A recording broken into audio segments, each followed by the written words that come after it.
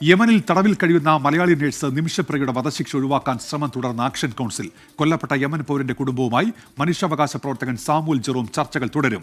വിഷയത്തിൽ കേന്ദ്ര സർക്കാർ ഇടപെടണമെന്നാവശ്യപ്പെട്ട് ഡോക്ടർ ജോൺ ബ്രിട്ടാസ് എം.പി. വിദേശകാര്യമന്ത്രി എസ് ജയശങ്കറിന് കത്തയച്ചു. യമൻ പൗരൻ തലാൽ അബു മഹദി കൊല്ലപ്പെട്ട കേസിൽ സനായിൽ ജയിലിൽ കഴിയുന്ന നിമിഷപ്രിയയുടെ വധശിക്ഷ ജൂലൈ 16 നടപ്പാക്കാനാണ് പബ്ലിക് പ്രോസിക്യൂട്ടർ ജയിൽ അധികൃതർക്ക് നൽകിയിരിക്കുന്ന നിർദ്ദേശം. നിയമപരമായി എല്ലാ നടപടികളും പൂർത്തിയായ പശ്ചാത്തലത്തിൽ സനായിലുള്ള തലാലിന്റെ കുടുംബം മാപ്പു നൽകുക മാത്രമാണ് നിമിഷപ്രിയയുടെ മോചനത്തിനുള്ള ഏക മാർഗം. യമനിൽ തിരികെത്തിയ മനുഷ്യാവകാശ പ്രവർത്തകൻ സാമുവൽ ജെറോം കൊല്ലപ്പെട്ട യമൻ പൗരൻ തലാൽ അബു മഹദിയുടെ കുടുംബവുമായി ചർച്ചകൾ തുടരുമെന്ന് അറിയിച്ചു.